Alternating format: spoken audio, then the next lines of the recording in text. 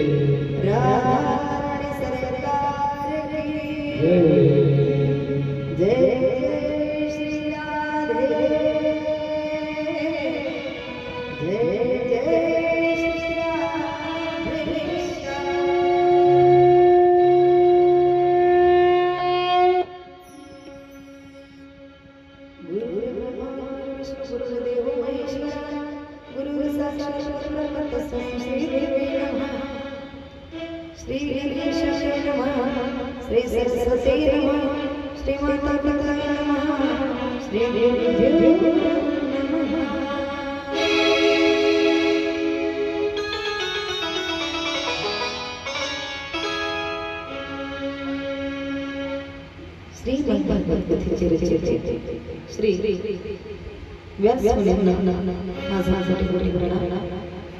श्रीमद् भागवत कथेचे प्रथम वक्ते श्री श्री गुरुजींना माझा कोटी प्रणाम. श्रीमद् भागवत कथेचे प्रथम श्रोते राजराज रक्षितांना माझा कोटी प्रणाम. श्रीमद् भागवत कथेचे लिखिते श्री गणेश भगवंतांना माझा कोटी प्रणाम. जगदपिता गणेश परमात्मा माझा कोटी प्रणाम. ज्ञानींचे राजे मौली ज्ञानवारायांना माझा कोटी प्रणाम. संत शिरोमणी जगजगत तुकाराम महाराजांना माझा कोटी प्रणाम. शांती ब्रह्म एकनाथ महाराजांना माझा कोटी प्रणाम. उमापते महादेवांना माझा कोटी प्रणाम. पवनपुत्र हनुमंतरायांना माझा कोटी प्रणाम. समस्त देवी देवतांना माझा कोटी प्रणाम. समस्त साधू संतांना माझा कोटी प्रणाम. माझे पिता श्री श्री श्री कृष्णजी टंकर महाराज यांना माझा कोटी प्रणाम. तर आज आपल्या कथेला जिमचे यजमान दाम्पत्य म्हणून लावलेले आहे असे असणार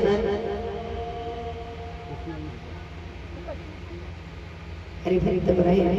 किसनाजी फुकट आणि त्यांच्या सौभाग्यवती मिशेष किसनाजी फुकट यांना माझा कोटी प्रणाम. आज देखील आमच्या आजीच्या आई बसलेल्या आहे.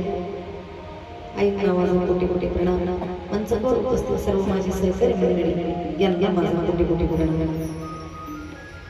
समोर बसले असलेल्या माझ्या माता पित्यांना माझा कोटी प्रणाम. सर्व बंधू भगिनींना माझा कोटी प्रणाम. जिथपर्यंत माझा आवाज जातो अशा समस्त सजीव सृष्टींना माझा कोटी प्रणाम. सर्व प्राणी मात्रांना माझा कोटी प्रणाम. आणि अशा प्रकारे सर्वांना प्रणाम करून सर्वांच्या आशीर्वादामधून आज आपण आपल्या सप्ताह हाती 6व्या दिवसाच्या प्रथम सत्राला प्रारंभ होतो. काल आपण त्या ठिकाणी पाहिलं की सूर्यवंश झाला आणि चंद्रवंशाला प्रारंभ झाला.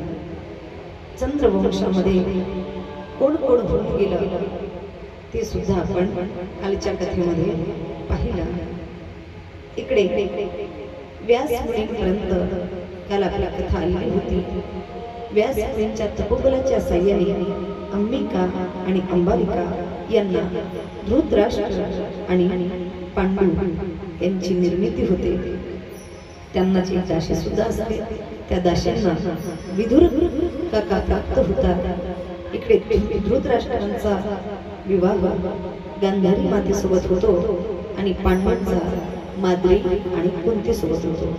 गांधारीला 100 पुत्र आणि एक दुश्शला नावाची त्या ठिकाणी मुलगी प्राप्त होते. आणि इकडे पांडूला मात्र स्त्री संग करता येत नाही, म्हणून योग साधनेने कुंती माता त्या ठिकाणी यम धर्मापासून युधिष्ठिराची प्राप्ती करून घेते, वायूपासून भीमाची प्राप्ती करून घेते आणि इंद्रापासून अर्जुनाची प्राप्ती करून घेते. माद्रीला मात्र खंत वाटते, कुंतीला दया येते. आपला थोडा तिच्या स्वाधीन करून तिला सुद्धा 2 अश्विनी कुमारांपासून नकुल आणि सहदेवांची प्राप्ती करून देते. असे 5 पांडव यांचा विवाह एका द्रौपदी सोबत होतो आणि अर्जुनाचा पुन्हा एक दुसरा विवाह सुभद्रे सोबत होतो. त्यांच्या पोटी यांना अभिमन्यू प्राप्त होतो. त्यांचा विवाह उत्तरेसोबत होतो आणि याच उत्तरेच्या गर्भात परीक्षिता तुझा जन्म होतो. पुढे तुझाही लग्न इरावती सोबत होतो आणि तुला जन्मंजय, श्रुतसेन, भीमसेन आणि उग्रसेन असे 4 मुलं होतात. कलियुगाच्या प्रभावाने तुला श्राप प्राप्त झाला. तू सर्व राजपाट जन्मेंजय इत्यादी मुलांच्या स्वाधीन करून या ठिकाणी व्रतस्थ झाला. कोण सांगू लागले? शुभदेव मुनी. कोणाला सांगू लागले? रांगोळीकरांना, राजा परीक्षितांना. बरे एवढं लक्षात ठेवा, या ठिकाणी मुख्य संवाद हा शुभदेव आणि परीक्षितांमध्ये आहे. कोण कोणाला सांगत आहे? राजा परीक्षितजी शुभदेव मुनीला ही कथा सांगत आहेत, बरोबर ना?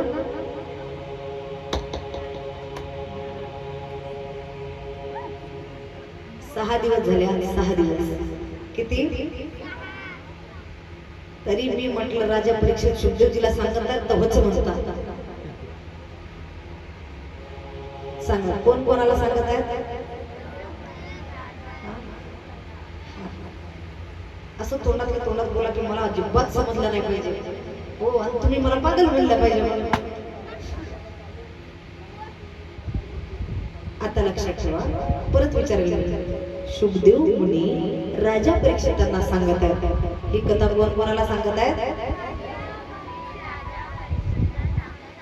वा, पाठांतर ठेवायचा. पुन्हा मी कधी कुठे भेटले तर विचारेल, काय सांगायचं? कसे आहे म्हटलं मी, तुम्ही तरी तेच सांगणार का? आता इन केस जर का तुम्ही मला कुठे भेटले, समजा मी उमरेडला आली शॉपिंग करायला, नवीन सारडा, तुमच्याकडे सारडा फेमस आहे. मी जिथे जाते मला सारड्याच्या बॅगा मिळतात नाही का? साडी, दुपट्टा, ब्लाउज पीस, नारळ आणि सोबत सारडा. चांगला फेमस केला मला सारडा. थांबू आजचा दिवस.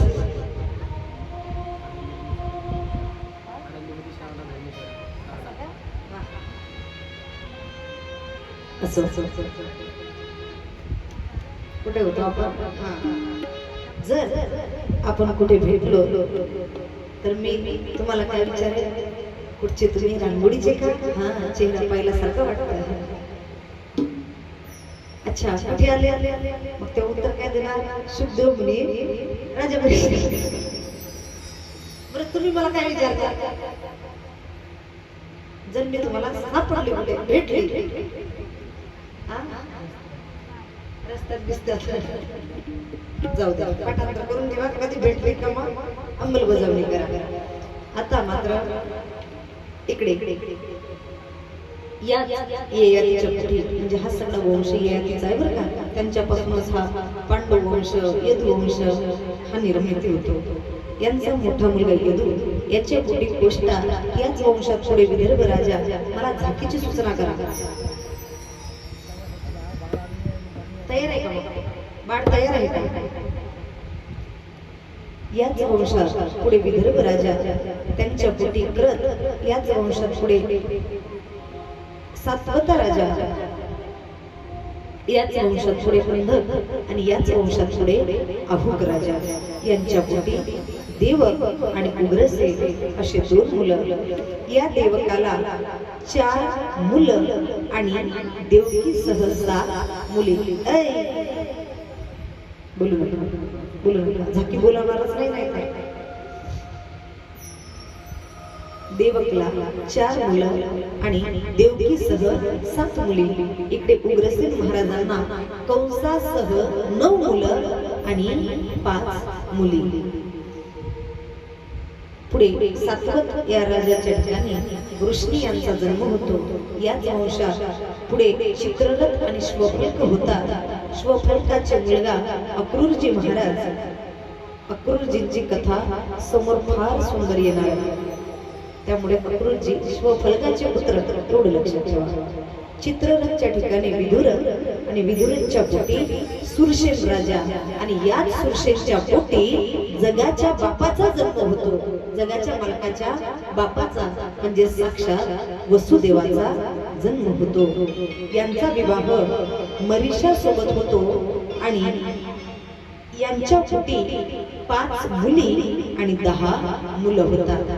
5 मुलीमध्ये पृथा म्हणजे कुंती माता, श्रुतदेवा, श्रुतकीर्ती, श्रुतश्रवा आणि राजादी देवी.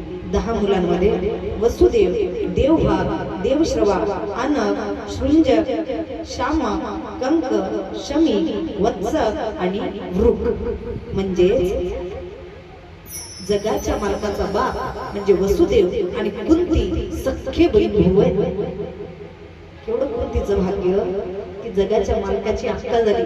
बुवा तुमच्याकडे काय म्हणतात? आत्या का? बरं, कुठे आत्या म्हणतात, कुठे अक्का म्हणतात आणि कुठे कुठे बहिणीला अक्का म्हणतात. तिकडे मराठवाडा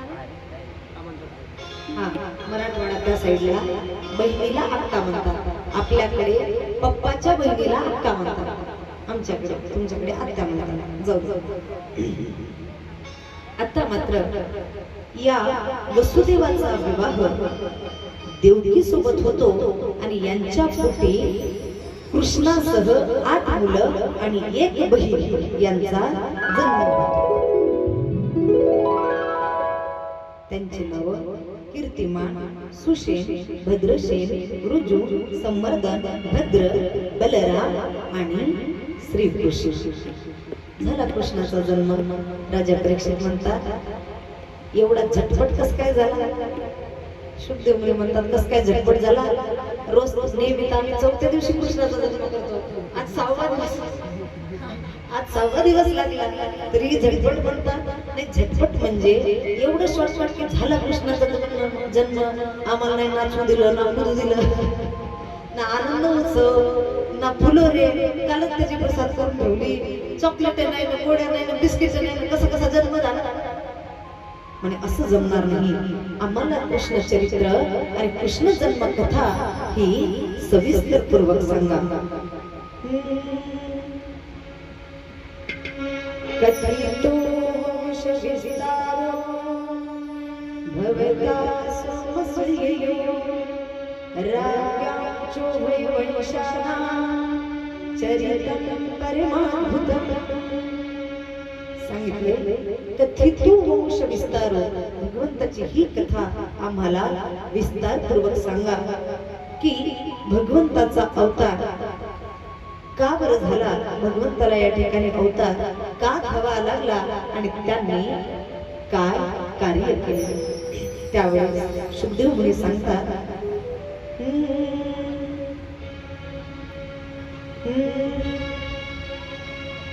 जब जब होवे धर्म की हानि बाढ़हि असुर अधम अभिमानी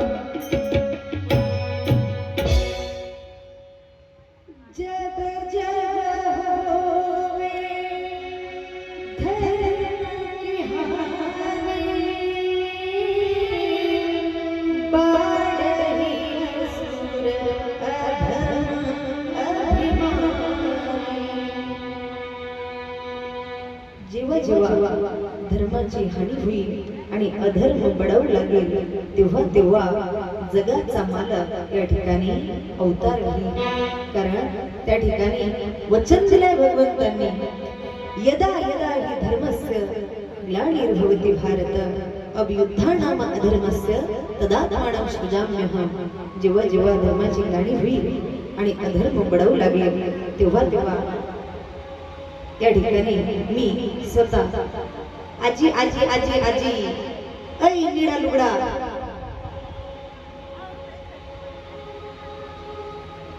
लहानांना डोक्याचा आजी तर मोठ्यांनाच डोक्यावं लागतं. काय गोष्ट सांगायची बरं तुम्हाला? तुमची नाती नाही का ती? नाती नाही आता बोलू नका. लहान मुलांना अक्कल नसतं असं म्हणतात. इकडे तर उलटच दिसतंय. बोलू नका, डिस्टर्ब करू नका. गोपाल कृष्ण भगवान की.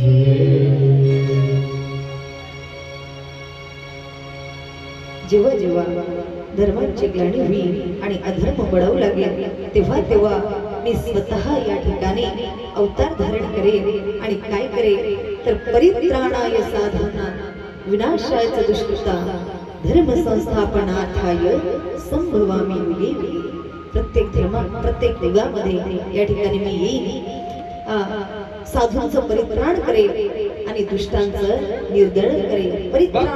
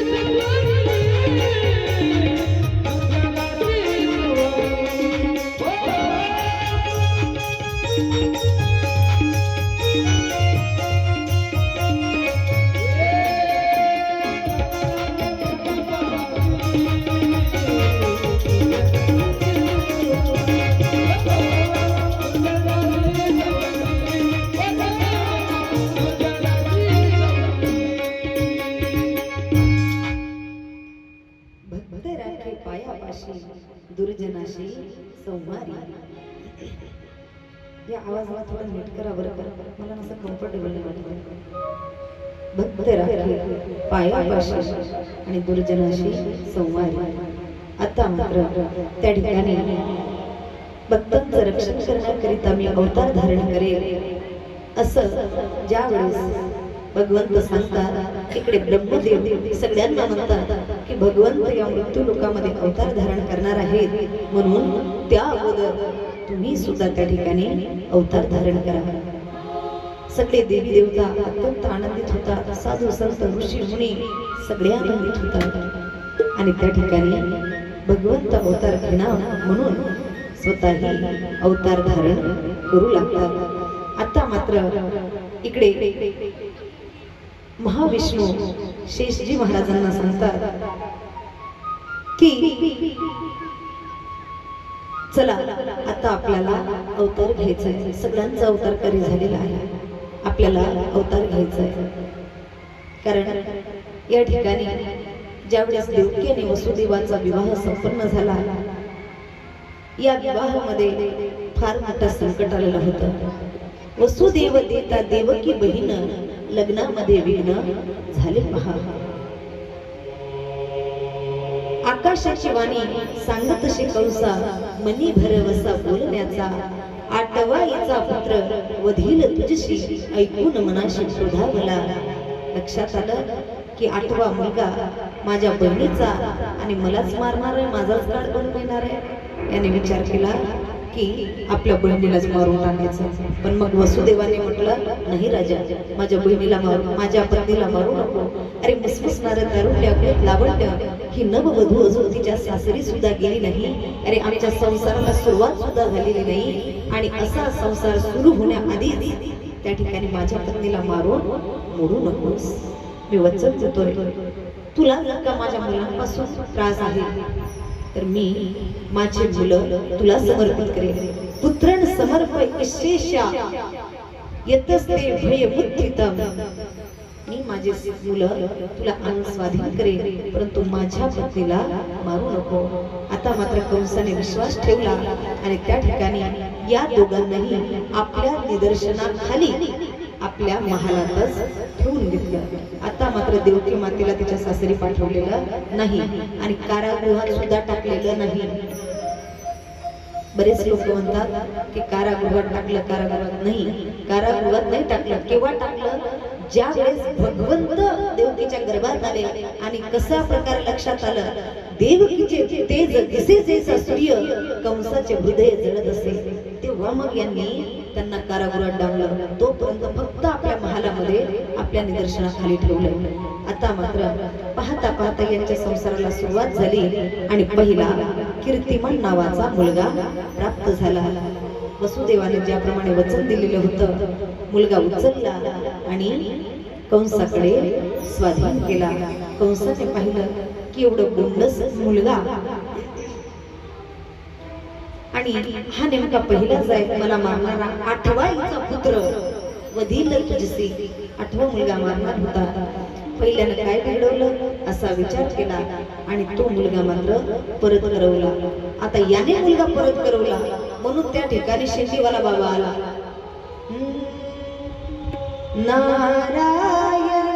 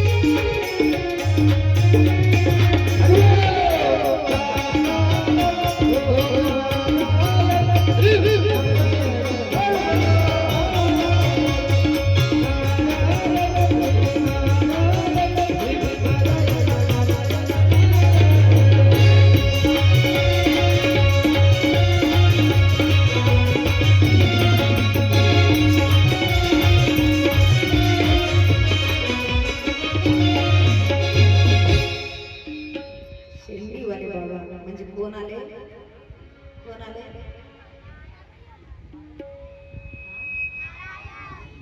नारायण नाही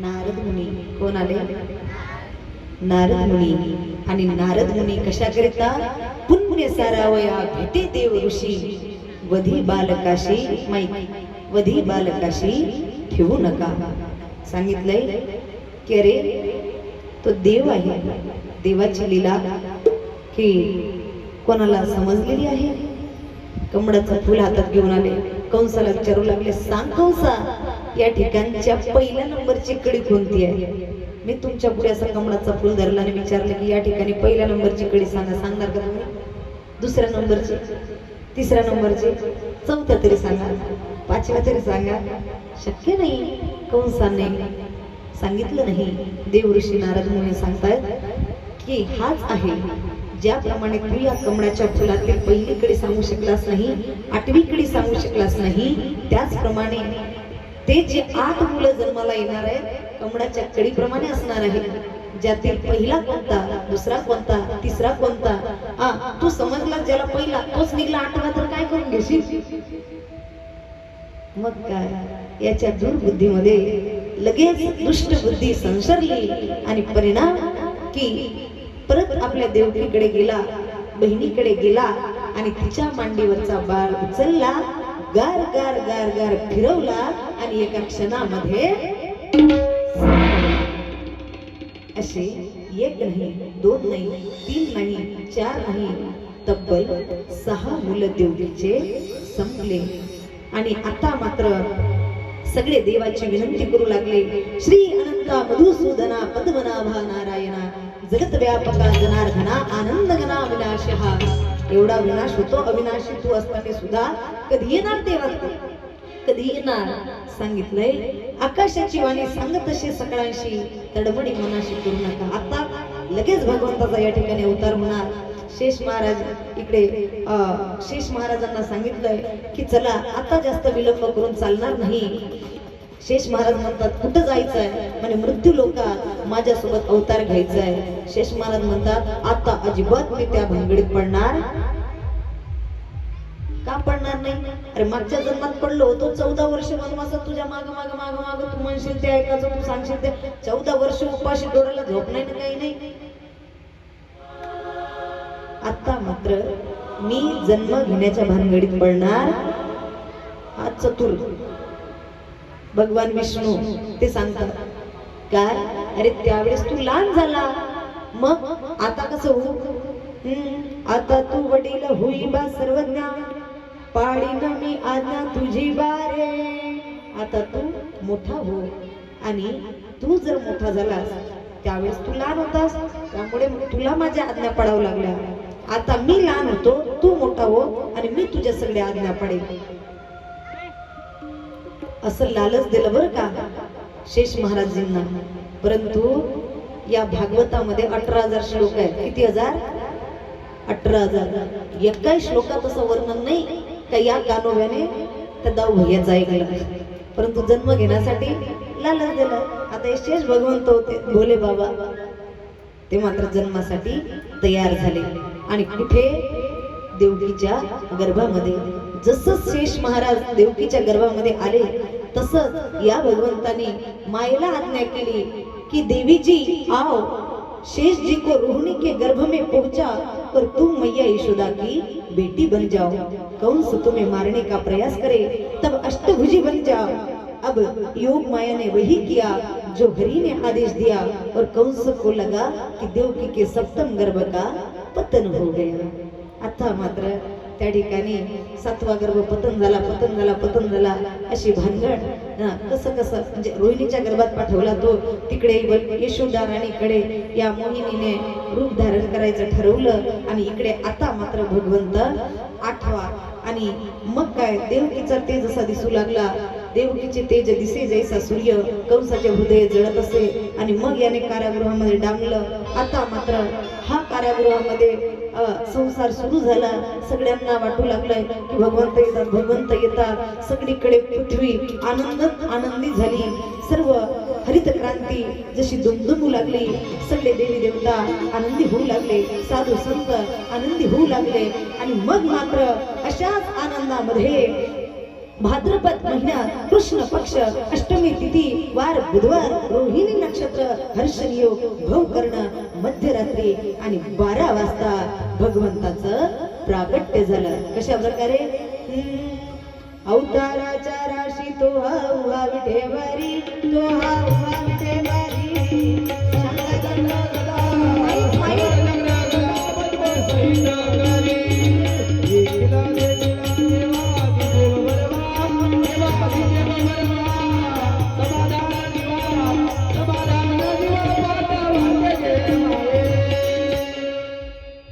अशा प्रकारे अवताराच्या राशी तो हा उभा विठेवारी, तो हा उभा विठेवारी. शंख चक्र गदा पद्म सहित हरी. शंख चक्र गदा पद्म असे 4 अस्त्र शस्त्र आणि भुजा घेऊन चतुर्भुज भगवंत त्या कारागृहामध्ये प्रगट झाले. आणि मग सांगू लागले, 8 वर्षाची मूर्ती की मी तुमचा बाळ आहे. वसुदेव महाराज देवकी माता म्हणते, अरे जगाला कसं सांगणार मी, 8 वर्षाचा बाळाला आम्ही जन्माला घातलेला आहे. अरे मग काय करायचं सांगितलं. कशाचा आवाज आहे हा? त्यांना बंद ठेवायला सांगा ना थोडा वेळ. सांगितलं मग काय करायचं. उपसंहार विश्वात्मन नदो रूप मलौकिकम शंख चक्र गदा पद्म श्रिया दुष्ट चतुर्विधम. की तुमचा हा चतुर्भुज रूप आवरा आणि एका लहान बाळासारखे आम्हाला ममत्व सुख प्रदान करा. आता मात्र भगवंत तत्क्षणामध्ये लहानशे बाळ होतात आणि आपल्या आई बाबांना सांगू लागतात की माझ्याकडे वेळ कमी आहे, मला जेवढं लाड प्रेम करायचंय करा आणि इथे ठेवू नका, नंदाच्या घराला घेऊन चला.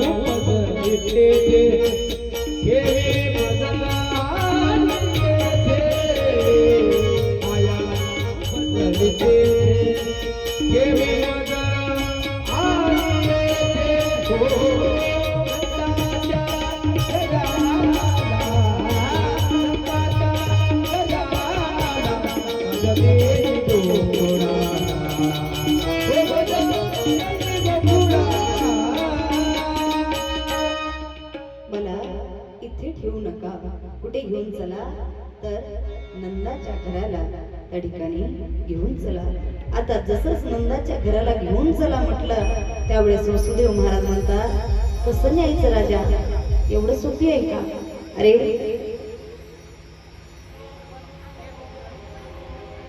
आपण कुठे आहोत? कारागृहामध्ये आहोत. या कारागृहाला मोठमोठे असे दारं लागलेले आहेत, मोठमोठ्या त्या दारांना मोठमोठे कुलप लागलेले आहेत. ते एवढे मोठे पहारेकरी आहेत, त्यातल्या त्यात आमच्या हातापायात बेड्या आहेत. हातात हात कडी पायात पाय बेडी, कसा नेऊ तुला तो सांग. भगवंताला वसुदेव महाराजांचा स्पर्श झाला आणि चमत्कार की उचलीला कमळापती, पायीचे बंधन गणून पडती, हातपायातील बेड्या सगळ्या गळून पडल्या. आता मात्र लक्ष भगवंतांनी कारागृहांच्या दाराकडे केली, तिच्या कुलपाकडे केली आणि परत एक चमत्कार झाला. खुल गए सारे ताले, वही क्या बात हो गई. खुल गए सारे ताले, वही क्या बात हो गई. जब से जन्मे कन्हैया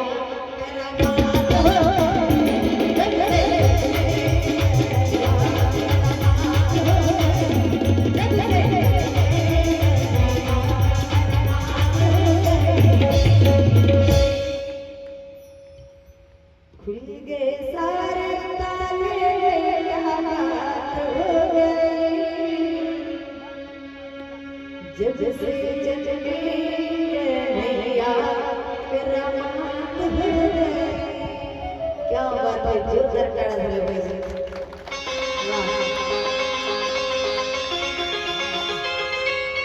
आता मात्र इकडे वसुदेव महाराजांनी भगवंताला टोकरीमध्ये उचललेलं आणि नंद बाबाच्या वाड्यामध्ये म्हणजे गोकुळामध्ये आणलेलं। आता जसेच भगवंत गोकुळामध्ये येतात तिकडे माया उजळलेली असते यशोदा राणीकडे आणि मायेच्या प्रभावाने सडे मूर्छित झालेले असतात। वसुदेव भगवंत मात्र तेवढाच योग साधतात आणि भगवंताला आपल्या टोकरीतून काढून यशोदा राणी जवळ ठेवतात आणि यशोदा राणी जवळची माया उचलून मथुरेमध्ये परत येतात। आता मात्र इकडे जशी मथुरेमध्ये माया पोहोचते ती प्रमाण आपण खाण्याच्या कीर्तनात बरं का, माया जोर जोरात रडू लागते आणि त्याचा परिणाम सगळे त्या ठिकाणी जागे होतात। बरं इकडे भगवंत रडू लागतात, यांच्या रडण्याने सगळा गोकुळ जागा होतो। यशोदा राणीला फार आनंद वाटते की बाप रे, किती दिवसानंतर किती वर्षानंतर असं म्हणतात ज्यावेळेस लाला त्यांना प्राप्त झाला ना त्यावेळेस वसुदेवाचं आणि देवकी मातेचं यशोदा राणीचं आणि नंद बाबाचं वय 80 वर्षाचं होतं। 80 वर्षे एवढा बाल म्हातारपणामध्ये त्यांना पुत्र सुखाची प्राप्ती झालेली होती। आता मात्र याचा एवढा आनंद की संपूर्ण गोकुळ आता त्या ठिकाणी येतो आणि भगवंताच्या या जन्माचा आनंद उत्सव साजरा करू लागतो।